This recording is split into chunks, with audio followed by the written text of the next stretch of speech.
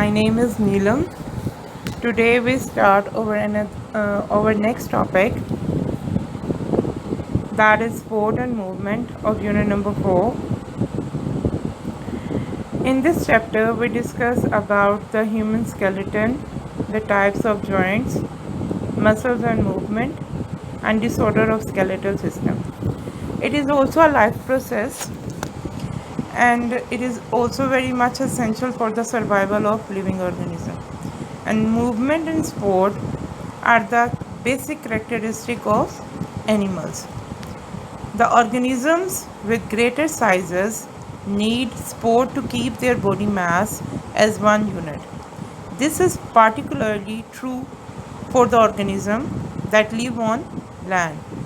We know that animals need movements and locomotion, and these are the characteristic of animals. Movement is a general term meaning the act of changing place or position by entire body or by its parts. There are two types of movements, that is movements of body parts and locomotion. In locomotion, animal move as a whole from one place to another. So this is the major difference between movement and locomotion. Locomotion में क्या होता है कि animal totally अपनी position को change करता है, जबकि मूवमेंट जो है वो किसी भी बॉडी पार्ट्स की हो सकती है. जैसे कि you can move your lip while you are talking, तो उस वक्त आपके लिप्स क्या कर रहे हैं, जस्ट मूव कर रहे हैं.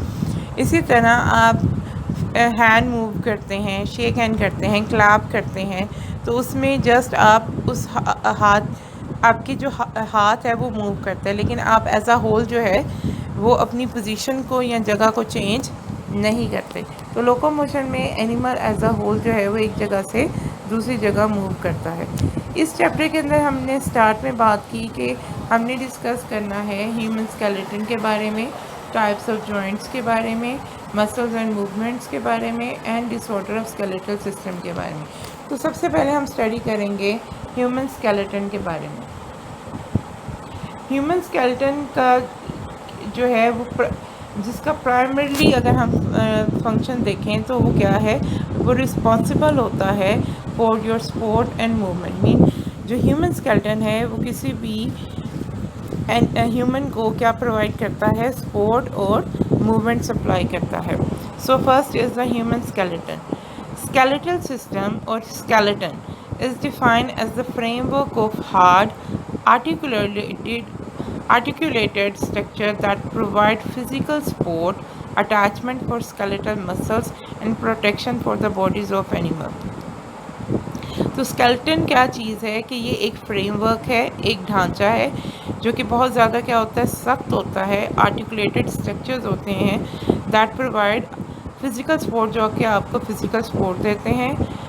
आपका स्केलेटन जो है या आपके जो हड्डियों, ये फ्रेमवर्क जो है वो अटैच होता है आपके मसल्स के साथ, और ये जब आपके मसल्स के साथ अटैच होता है तो ये आपकी बॉडी को क्या प्रोवाइड करता है, प्रोटेक्शन.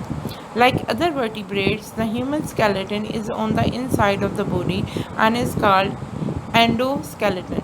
वर्टिब्रेट्स हम उन ऑर्गेनिज्म को कहते हैं जिनके अंदर बैकबोन या वर्टिब्रल कॉलम प्रेजेंट होता है, रीढ़ की हड्डी प्रेजेंट होती है. इसी तरह तमाम वर्टिब्रेट्स की तरह ह्यूमन बीइंग के अंदर जो स्केलेटन होता है वो इनकी बॉडी के इनसाइड पाया जाता है, इसीलिए इसे आप एंडोस्केलेटन कहते हैं. जबकि आपके पास जो इनवर्टिब्रेट्स होते हैं उनका स्केलेटन उनकी बॉडी के बाहर प्रेजेंट होता है, जिसे हम एक्सोस्केलेटन कहते हैं. In the living body the skeleton is very much alive. Living bodies के अंदर जो स्केलेटन पाया जाता है वो ऑलमोस्ट अलाइव होता है. मीन बोन्स एंड कार्टिलेज जो हैं they are a living cell and they have nerve cells and blood vessels in them. They can grow and have the ability to repair themselves. So आपका जो skeleton है उसमें main दो चीज़ें हैं, bones and cartilage. Bones और cartilage से मिलके बने हैं जो कि लिविंग सेल्स हैं. इनके अंदर नर्व सेल्स भी प्रेजेंट हैं, ब्लड वेसल्स भी प्रेजेंट हैं, और ये आपको हेल्प करते हैं, मतलब ये अगर डैमेज हो जाए तो ये ग्रो और रिपेयर करने की एबिलिटी रखते हैं. Next is the role of skeletal system. Skeletal system का जो मेन रोल है वो 3 है। First is the protection, second is support and third is movement. Skeleton जो है आपका बहुत ज़्यादा क्लोजली फंक्शन करता है विद द मस्कुलर सिस्टम, और मस्कुलर सिस्टम के साथ जब ये वर्क करता है तो ये आपको क्या प्रोवाइड करता है, हेल्प अस टू मूव, आपको मूव करने में मदद देता है। इसी तरह स्केलेटन आपकी मुख्तलिफ बॉडी पार्ट्स के जो डेलिकेट ऑर्गन होते हैं उन डेलिकेट ऑर्गन की प्रोटेक्शन करता है। Just like brain is protected in the skull, spinal cord is protected in vertebral column, and ribs protect the most of the internal organs just like heart, liver, pancreas, stomach, etc. Vertebral column also provide the main support to our body mass. Next is the main thing, that is bone and cartilage, which can make the skeletal system. Overall, the human skeleton is made of bony framework, but in certain parts, this framework is supplemented by cartilage. आपका जो mostly अगर हम देखें तो जो इंसान के अंदर हड्डियों का एक ढांचा है वो ज़्यादातर बोन्स पे कंसिस्टेड है, लेकिन कुछ हिस्सों पे जो है वो क्या प्रेजेंट है, कार्टिलेज प्रेजेंट होती हैं। जहाँ पे हार्ड बोन्स नहीं प्रेजेंट वहाँ पे कुछ सॉफ्ट बोन्स प्रेजेंट होती है जिसे आप कार्टिलेज कहते हैं। फर्स्ट कार्टिलेज जो है ये होता क्या है, ये dense clear blue white firm connective tissues हैं जो कि बोन्स की निस्बत कम स्ट्रॉन्ग होते हैं। कार्टिलेज जिस सेल से मिलके बना है उन सेल्स को हम क्रोंडोसाइट कहते हैं, और हर क्रोंडोसाइट जो है वो एक फ्लूइड फिल्ड स्पेस के अंदर प्रेजेंट है जिसे आप प्लेक्यूना बोलते हैं।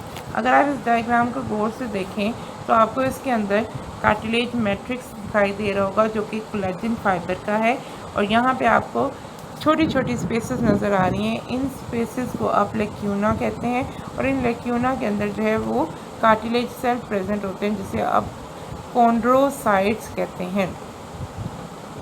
Each chondrocyte lies in a fluid-filled space called lacuna present in the matrix of cartilage. The matrix of cartilage also contains collagen fiber.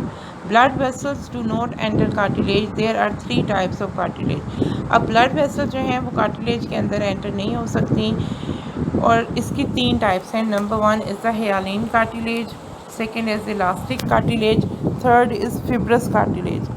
Hyaline cartilage is strong yet flexible. It is found covering the ends of the long bones in the nose, larynx, trachea and bronchial tube. Hyaline cartilage जो है ये strong है लेकिन flexible होता है, mean लचकदार होता है। ये आपकी लॉन्ग बोन्स के एंड पे पाया जाता है, जैसे कि आपकी नोज लॉन्ग बोन्स कौन सी है आपकी बॉडी में, थाई बोन है, ठीक है, ये लॉन्ग बोन्स होती हैं। उसके बाद आपके नोज़ में लेरिंग्स, ट्रेकिया और ब्रोंकियल ट्यूब्स में प्रेजेंट है। इलास्टिक कार्टिलेज जो है इसका स्ट्रक्चर बिल्कुल हयालीन कार्टिलेज की तरह है, ये भी स्ट्रॉन्ग है लेकिन ये कम but has elasticity due to a network of elastic fiber in addition to collagen fiber. लेकिन इसमें इलास्टिक फाइबर प्रेजेंट होते हैं कोलेजन फाइबर की एक्सचेंज में, और इसी वजह से ये ज़्यादा इलास्टिसिटी रखते हैं। It is found in epiglottis and पिना। ये एपिग्लोटिस में प्रेजेंट है। एपिग्लोटिस जो कवरिंग है, ग्लोटिस के ऊपर एक फ्लैप लाइक स्ट्रक्चर प्रेजेंट होता है, वहाँ पे प्रेजेंट होते हैं। पिना जो कान का आपका बाहर ब्रॉड पार्ट है, इसे पिना कहते हैं। इसके अंदर जो प्रेजेंट है वो आपके पास इलास्टिक कार्टिलेज है। फिब्रस कार्टिलेज जो है ये टफ़ होते हैं, हार्ड होते हैं, और ये कम फ्लेक्सिबल होते हैं क्योंकि इसके अंदर ज़्यादातर कोलेजन फाइबर जो है वो नीटेड फॉर्म में प्रेजेंट होता है। ये आपकी इंटरवर्टिब्रल डिस्क में प्रेजेंट है, मीन जो आपकी बैकबोन है जिसे आप वर्टिब्रल कॉलम कहते हैं, और वर्टिब्रल कॉलम के दरमियान में इंटरवर्टिब्रल डिस्क प्रेजेंट होती हैं जो कि इसको कनेक्ट करती हैं। वहाँ पे आपके पास फिब्रस कार्टिलेज प्रेजेंट है। Next is the bones, that is also the part of the skeletal system. It is the hardest connective tissue in the body. Bones not only move, support and protect the various parts of the body but also produce red and white blood cells and store minerals. Bones जो है वो आपको ना सिर्फ help करती हैं move करने में, आपको सपोर्ट देती हैं और प्रोटेक्ट करती हैं लेकिन इसके अलावा ये आपकी बॉडी के अंदर रेड और वाइट ब्लड सेल्स भी प्रोड्यूस करती हैं और इसके अलावा कैल्शियम और पोटाशियम को भी आपकी बोन्स के अंदर स्टोर करती हैं। The hard outer layer of the bone is called compact bone. Bones के बाहर जो है वो एक हार्ड स्ट्रक्चर पाया जाता है, उस स्ट्रक्चर को आप क्या कहते हैं, कॉम्पैक्ट बोन कहते हैं। while the interior of the bone is soft and porous, जबकि इसका जो इंटीरियर पोर्शन है वो सॉफ्ट होता है और उसमें दानेदार, पोरस जो है वो दानेदार होता है। It is called spongy bone, इसे स्पॉन्जी बोन्स कहेंगे। Spongy bones contain blood vessels and bone marrow. Spongy bones के अंदर आपके पास ब्लड वेसल्स होती हैं और बोन मैरो प्रेजेंट होता है। लाइक कार्टिलेज, अगर आप इस डायग्राम को गौर से देखें तो यहाँ पे आपके पास जो बोन है इसके 3 पार्ट हैं। फर्स्ट, इसके बाहर वाली जो कवरिंग है हार्ड है, उसे आप कॉम्पैक्ट बोन कहेंगे, लेकिन अंदर वाला पोर्शन जो है वो आपके पास पोरस नज़र आ रहा है, उसमें पोर्स नज़र आ रहे होंगे, तो उसे आप स्पॉन्जी बोन्स कहते हैं। और स्पॉन्जी बोन्स के अंदर जो है वो लिक्विड पाया जाता है जिसे हम बोन मैरो कहते हैं और ब्लड वेसल्स प्रेजेंट होती हैं। Like cartilage, the matrix of bones also contain collagen, but it is also contain minerals, that is calcium and potassium, phosphate. We know that cartilage contain a single type of cell. On the other hand, bones contain different type of cells. The mature bone cells are called osteocytes. आपके पास ये जो है, इसके अलावा कि human body के अंदर अगर आप देखें तो 206 बोन्स प्रेजेंट होती हैं, लेकिन जो न्यूली बोर्न बेबीज़ होते हैं उनके अंदर टोटल 300 बोन्स होती हैं, जो after with development the passage when they grow, जब वो डेवलप करते हैं या ग्रो करते हैं उस वक्त वो बोन्स जो हैं, कुछ बोन्स दूसरी बोन्स के साथ फ्यूज़ हो जाती हैं और टोटल उनके अंदर जब वो अडल्ट होते हैं उस वक्त उनके अंदर भी 206 बोन्स होती हैं, लेकिन जब वो पैदा होते हैं उस वक्त उनमें 300 बोन्स प्रेजेंट होती हैं। So this is the topic जिसके अंदर आज आप लोगों ने स्टडी किया स्पोर्ट एंड मूवमेंट के बारे में, ह्यूमन स्केलेटन, जिसमें हमने कहा कि इसके 2 तरह के स्केलेटन होते हैं, एंडोस्केलेटन एंड एक्सोस्केलेटन। उसके बाद आपने रोल ऑफ स्केलेटन पढ़ा जिसके 3 मेन फंक्शन थे, स्पोर्ट, मूवमेंट एंड प्रोटेक्शन। उसके बाद आपने स्टडी किया कि जो आपका स्केलेटल सिस्टम है या आपका स्केलेटन है ये 2 चीज़ों पे कंसिस्ट करता है, बोन्स एंड कार्टिलेज पे। बोन्स हार्ड होती हैं जबकि कार्टिलेज सॉफ्ट होती हैं। उसके बाद आपने कार्टिलेज के बारे में स्टडी किया कि कार्टिलेज जो हैं ये भी कनेक्टिव टिश्यू हैं, लेकिन ये लेस जो है वो हार्ड होते हैं और इसके अंदर भी कोलेजन फाइबर प्रेजेंट होता है। इसकी 3 टाइप्स हैं, hyaline cartilage, elastic cartilage and fibrous cartilage. उसके बाद आपने बोन्स स्टडी किया और उसकी बोन्स की आपने फर्दर स्ट्रक्चर स्टडी किया और मुझे उम्मीद है कि आज का आपका जो टॉपिक था जो कि स्पोर्ट एंड मूवमेंट से रिलेटेड था, जो कि एक लाइफ प्रोसेस है, कि आपको बहुत हद तक क्लियर हो चुका होगा। बहुत शुक्रिया, अल्लाह हाफ़िज़।